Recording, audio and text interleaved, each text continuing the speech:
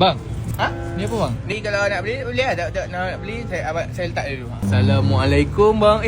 Salam. Saya daripada college ni bang, kat belakang tu. College apa? College MAN bang, MAN. College Mind. Tu lah. Yang Kau ambil kursus apa kat sana? Oh, saya ambil ni bang. Saya ambil degree ni, Quiet Sophistication bang. Quiet Sophistication. A minor lah dia punya tu. A minor level. Tapi saya dah ada lah ni. Abang nak, saya bagi abang 2 abang. 20 abang, ni last lah. Saya tak ada gaji lagi lah.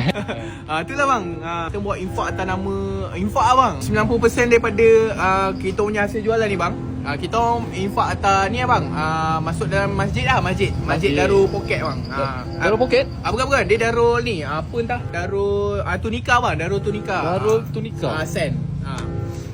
Kau ni macam tak betul dik. Tu abang kan, dia macam hidup keras abang kan. Ya, okey lah dik. Abang gerak dulu lah. Mana bang?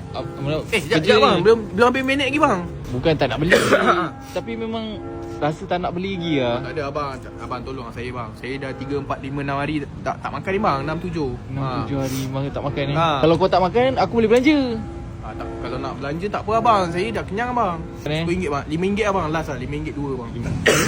Tak apa abang. Okay abang 3 abang, RM5, tolong abang. Mana abang?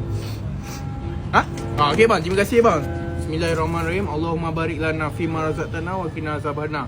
Semoga masuk college lah, semoga ngam ah. Ngam. InsyaAllah. Semoga perfume ah bang, ngam. Perfume. Amin, insyaAllah amin. Balance. Tak, dia buat atas nama infak ni bang. Terima kasih Infak. bang. Semoga murah sikit bang. Infak Infak betul.